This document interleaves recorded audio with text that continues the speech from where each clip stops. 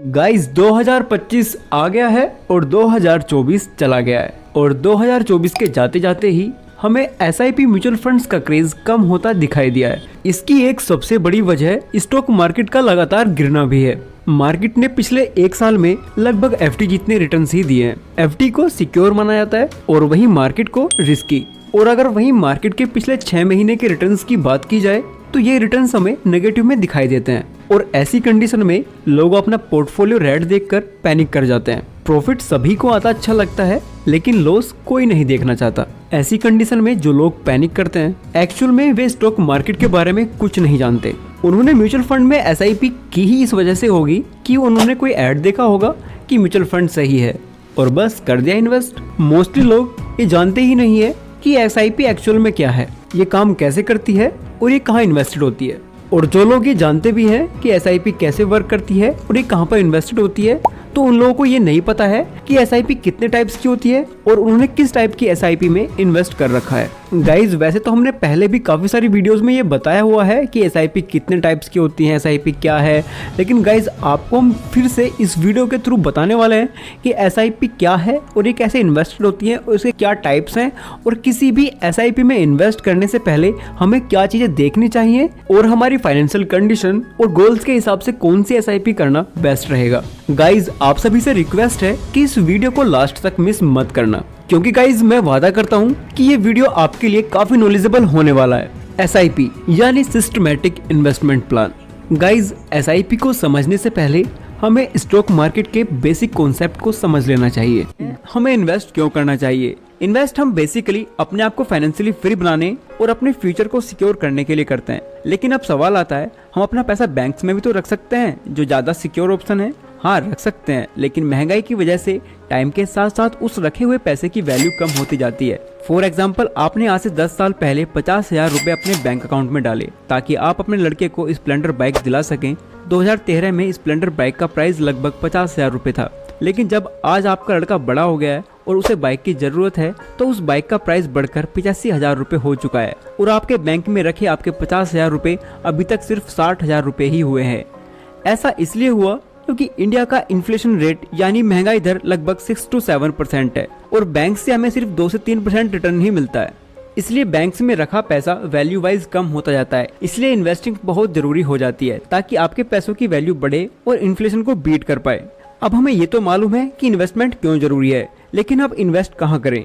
Investment के तो बहुत सारे ऑप्शंस हैं, जैसे बैंक एफडी हमारे दिमाग में आने वाली सबसे पहली चीज है और बैंक एफडी को सबसे सेफेस्ट इन्वेस्टमेंट माना जाता है, जहां से आपको 6 to 7% रिटर्न मिल जाता है। लेकिन इन्फ्लेशन रेट भी लगभग 6 to 7% के पास ही है। इस तरह एफडी से पैसा सेव तो होगा लेकिन ग्रो नहीं होगा। एफडी से सिर्फ आप इन्फ्लेशन को बीट कर पाओगे।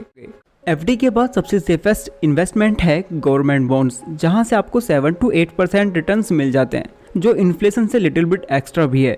देन आता है कॉर्पोरेट बॉन्ड, जहां से आपको 7 to 8% के रिटर्न मिलते हैं।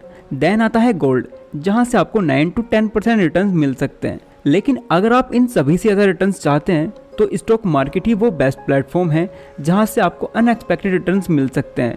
लेकिन अगर हम एवरेज रिटर्न की बात करें तो आप स्टॉक मार्केट से 12 to 20% के रिटर्न आसानी से कमा सकते हैं। यही वो प्लेस है जहां आपका पैसा बहुत ही तेजी से ग्रो कर सकता है। जब हम इन्वेस्ट करते हैं तो मेनली हमारे 2 एम्स होने चाहिए। फर्स्ट इन्फ्लेशन को बीट करना, सेकंड अपनी वेल्थ को ग्रो करना। जब शेयर मार्केट में इन्वेस्ट करते हैं तब आपको ये याद रखना चाहिए कि आप सिर्फ एक स्टॉक नहीं खरीद रहे, बेसिकली आप एक बिजनेस में इन्वेस्ट कर रहे हैं और बिजनेस से पैसा कमाने में टाइम लगता है। इनफैक्ट शेयर का मतलब ही यही होता है कि किसी पब्लिक ट्रेड कंपनी में आपकी हिस्सेदारी कितने % है, यानी किसी कंपनी के शेयर खरीद कर आप उस कंपनी के पार्टनर बन जाते हैं। ऐसे आप उस कंपनी की प्रोग्रेस और ग्रोथ का हिस्सा होते हैं। अब कंपनी जितना भी प्रॉफिट बनाएगी उससे आपको भी हिस्सा दिया जाएगा। इसलिए शेयर्स खरीदने के बाद अगर शेयर्स का प्राइस थोड़ा बहुत गिरता है या थोड़ा बहुत बढ़ जाता है तो आपको सिर्फ थोड़ी बहुत रिसर्च करनी है कि आखिर शेयर का प्राइस गिर क्यों रहा है या बढ़ क्यों रहा है। आप अपने पैसे किसी हाई रिटर्न स्कीम में इन्वेस्ट करना चाहते हैं बट डायरेक्ट स्टॉक मार्केट में इन्वेस्ट करने से डरते हैं तो आपके लिए म्यूचुअल फंड्स बेस्ट हैं। म्यूचुअल फंड्स में लगा पैसा वैसे तो स्टॉक मार्केट में ही लगता है, हाउएवर यहाँ आपका पैसा किसी एक स्टॉक में लगने के बजाय सैकड़ों कंपनियों के स्टॉक में लगा होता है। सो डायरेक्ट स्टॉक मार्केट में इन्वेस्ट करने के कंपैरेटिवली म्यूचुअल फंड्स सिक्योर हैं। हम में से बहुत से लोगों को इन्वेस्टिंग तो करनी होती है बट हमें मार्केट की इनफ नॉलेज नहीं है, हमारे पास टाइम भी कम है, हम अपने इमोशंस को कंट्रोल नहीं कर पाते और अक्सर गलत डिसीजंस ले लेते हैं, तो SIP आपके लिए बेस्ट ऑप्शन है। SIP का फुल फॉर्म होता है सिस्टमैटिक इन्वेस्टमेंट प्लान। इसमें इन्वेस्टमेंट के लिए आपको ज्यादा मार्केट को समझने की जरूरत नहीं है और न ही इसके लिए समय की जरूरत है। इस वीडियो के बाद आपके पास SIP की कंप्लीट नॉलेज होगी। तो आइए SIP और म्यूचुअल फंड के सारे सवालों का जवाब एक एक करके जानते हैं। SIP क्या है? SIP एक इन्वेस्टमेंट स्ट्रेटजी है जिसकी हेल्प से आप म्यूचुअल फंड्स के जरिए स्टॉक्स में इन्वेस्ट कर सकते हैं। बेसिकली होता क्या है, हम इन्वेस्ट के लिए एक एक्सपर्ट का सहारा लेते हैं। अपने पैसे हम एक एक्सपर्ट को देते हैं जो अपना टाइम और नॉलेज लगाकर हमारे पैसों को अच्छी कंपनीज में इन्वेस्ट करता है, जिसके बदले में वो आपके प्रॉफिट का कुछ हिस्सा अपने पास रख लेता है और बचे हुए प्रॉफिट्स आपको दे देता है। अगर वो एक्सपर्ट लॉस करता है तो उसे आपको कुछ नहीं देना होगा, लेकिन फिर भी आप उसकी फीस के बारे में थोड़ा जान लें। फर्स्ट ऑफ ऑल आप अपने म्यूचुअल फंड्स को सिलेक्ट करें, फिर अपनी SIP बनाओ। इसका मतलब हर महीने आपको म्यूचुअल फंड्स में एक फिक्स अमाउंट इन्वेस्ट करनी होगी। मान लो आप हर महीने 1000 रुपए इन्वेस्ट करना चाहते हो, तो आप अपने फंड्स में ऑटो डेबिट लगाओ, जिससे हर महीने आपकी SIP आपके बैंक अकाउंट से हर महीने डेबिट होती रहेगी। इससे आपको SIP के लिए बार बार देखना नहीं होगा, आप आराम से अपनी जॉब कर सकते हैं। कौन से फंड्स बेस्ट हैं? म्यूचुअल फंड्स दो तरह के होते हैं, एक्टिवली म्यूचुअल फंड्स और index mutual funds. Actively mutual funds में एक एक्सपर्ट लगातार मार्केट की मूवमेंट के हिसाब से इन्वेस्ट करता रहता है। दूसरी तरफ आप इंडेक्स म्यूचुअल फंड्स में पैसा लगाकर भूल जाते हैं और 10 से 15 सालों के बाद निकालते हैं। इस फंड में आप देश की टॉप 50 कंपनीज में इन्वेस्ट करते हो। आप ये एज्यूम करके चलते हो कि किसी भी देश की टॉप 50 कंपनीज किसी भी कंडीशंस में बेस्ट परफॉर्म करेंगे ही करेंगी। इंडिया के इंडेक्स फंड को निफ्टी 50 कहा जाता है। यहाँ पर आप सोच रहे होंगे कि एक्टिवली म्यूचुअल फंड्स बेस्ट हैं क्योंकि वहाँ एक्सपर्ट लगातार देख रहा है तो इससे ज्यादा रिटर्न्स देखने को मिलेंगे, बट ऐसा नहीं है। हाँ, शॉर्ट टर्म्स में वो इंडेक्स फंड से ज्यादा रिटर्न्स दे सकता है, बट लॉन्ग टर्म्स में index fund are best. Warren Buffett खुद कहते हैं अगर उन्हें अपनी इन्वेस्टिंग जर्नी फिर से शुरू करनी हो तो वे इंडेक्स फंड से ही शुरू करेंगे। एक स्टडी में पाया गया कि पिछले 20 सालों में 85 actively mutual funds index fund को बीट नहीं कर पाए। SIP की हेल्प से आपको कितना रिटर्न मिल सकता है, आपको कितना रिटर्न मिलना है, ये 3 फैक्टर्स पर डिपेंड करता है। नंबर 1, आप कितने रुपए मार्केट में लगाते हो, जितना ज्यादा पैसा उतने ज्यादा रिटर्न। नंबर 2, आप कितने टाइम के लिए मार्केट में पैसा लगाते हो। अगर आप एक बार पैसा लगाकर 1-2 महीने में ही निकाल लेते हो तो आपके लॉस होने के चांसेस लगभग 95% हैं। अगर आप 5 to 10 ईयर या उससे ज्यादा टाइम के लिए वेट करते हो तो उससे आपको अच्छे खासे रिटर्न देखने को मिलेंगे। नंबर 3, मार्केट कंडीशंस कैसी हैं, इसे आप कंट्रोल भी नहीं कर सकते। हाँ, अगर आपको लॉस हो रहा है तो आप स्किप मत करना, 5 to 10 ईयर वेट करना तो आपको डेफिनेटली प्रॉफिट ही होगा, यानी आपका रिस्क नियर टू जीरो हो जाता है।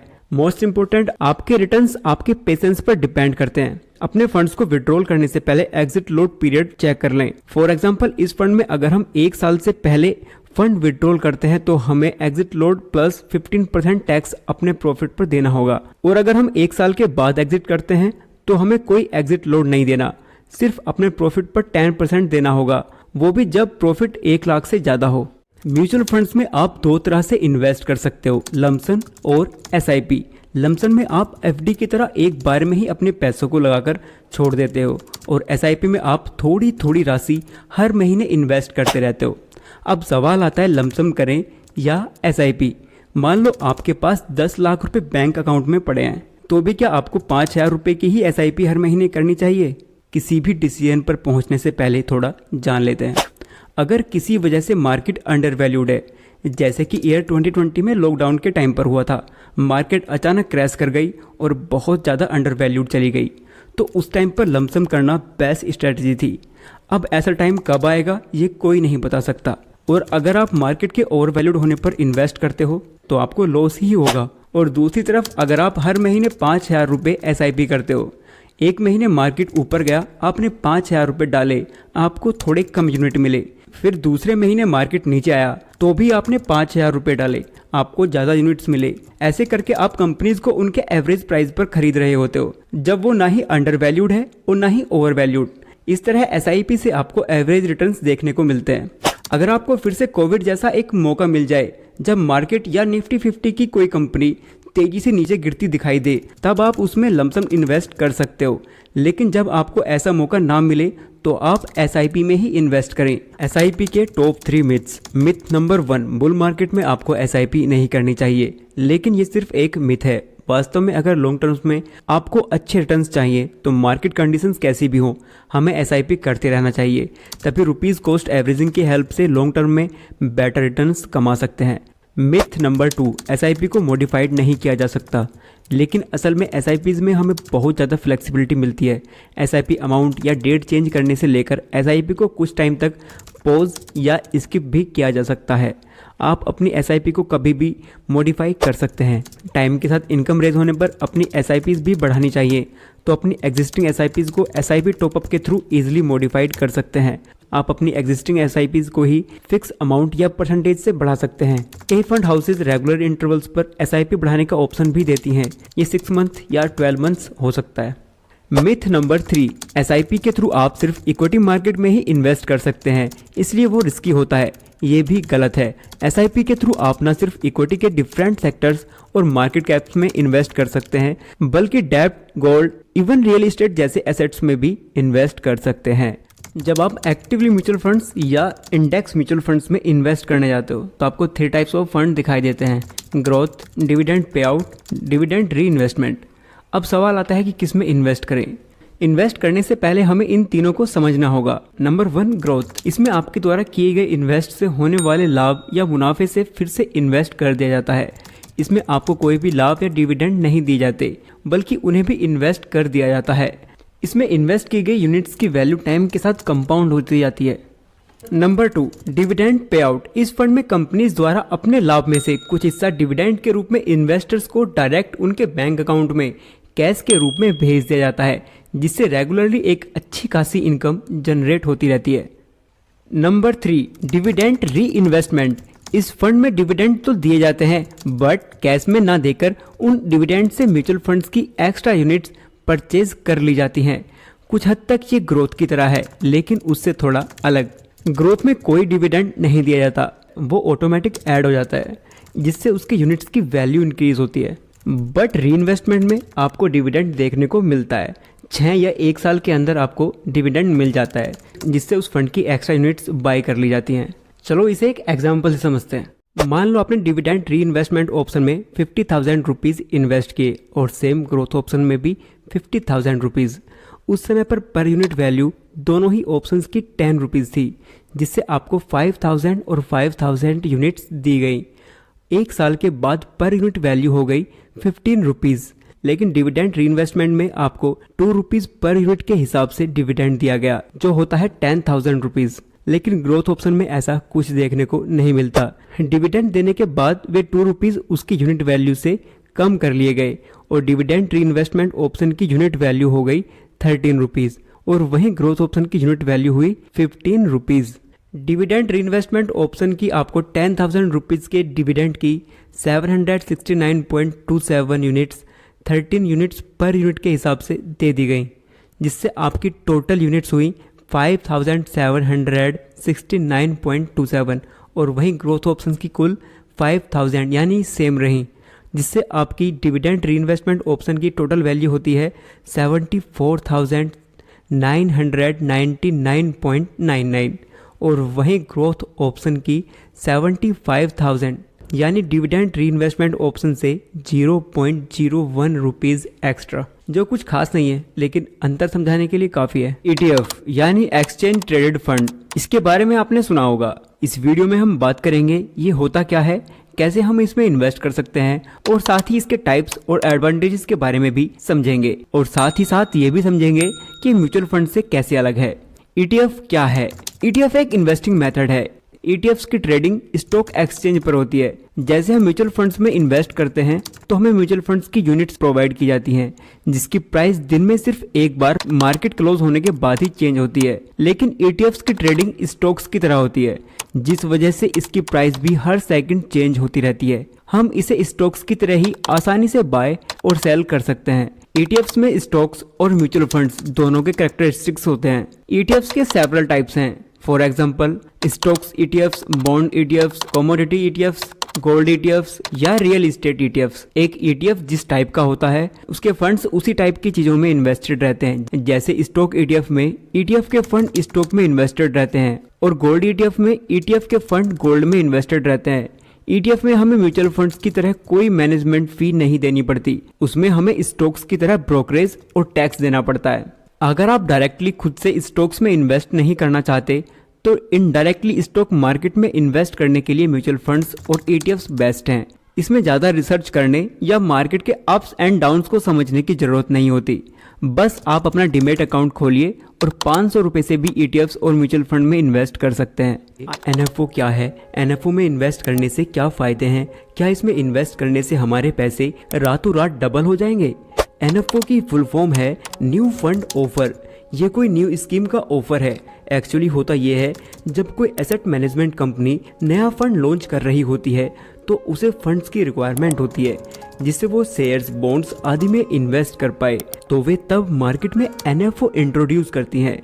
NFO काफ़ी हद तक IPOs की तरह ही है। जैसे कंपनीज IPOs के माध्यम से मार्केट से पैसे रेज करती हैं, ठीक वैसे ही इन्वेस्टमेंट फंड्स NFO के माध्यम से पैसे रेज करते हैं। गाइस, चाहे किसी भी तरह की इन्वेस्टमेंट हो, हमारा मेन मकसद होता है प्रॉफिट कमाना। तो ऐसे में अगर हमारा नॉलेज ही अधूरा होगा तो हम राइट डिसीजंस नहीं ले पाएंगे। तो अब जान लेते हैं NFO में हमें कैसे प्रॉफिट होगा। जब भी इन्वेस्टर्स को पता चलता है कि मार्केट में नया NFO आने वाला है तो हमारे और आपके जैसे इन्वेस्टर्स ये सुनकर बहुत खुश हो जाते हैं कि शायद हमें जल्दी पैसे कमाने का मौका मिल रहा है, लाइक IPOs। क्योंकि मोस्टली NFO के NAV ₹10 पर यूनिट होती है, जो कि इन्वेस्टर्स को काफ़ी अट्रैक्ट करती है। हम सोचने लग जाते हैं कि यार इतने कम दाम में यूनिट्स मिल रहे हैं जिससे काफ़ी कम टाइम में हमारे पैसे डबल हो जाएंगे। बट NAV का प्रॉफिट से कोई लेना देना नहीं होता, बल्कि इस बात से होता है कि जिस इन्वेस्टमेंट फंड में तुम इन्वेस्ट कर रहे हो वो कितने % के रिटर्न्स देगा। मतलब आपका प्रॉफिट फंड्स की परफॉर्मेंस पर डिपेंड करेगा, ना कि NAV पर। NAV चाहे 10 हो, 100 हो या 1000, इससे कोई खास फर्क नहीं पड़ता। NAF कोई रातों रात पैसे डबल करने वाली स्कीम नहीं है। जैसा कि मैंने एक्सप्लेन किया है, आपका प्रॉफिट NAV पर नहीं, परफॉर्मेंस पर डिपेंड करता है। तो आपको किसी ऐसे फंड या NFO की तलाश करनी चाहिए जिसका ट्रैक रिकॉर्ड अच्छा हो, जिसका पास्ट परफॉर्मेंस ब्रिलियंट हो। दोस्तों, अगर आपको ये इन्फॉर्मेशन अच्छी लगी हो तो वीडियो को लाइक करें और आप इस वीडियो को आउट ऑफ 10 कितना रेट करोगे हमें कमेंट कर बताओ।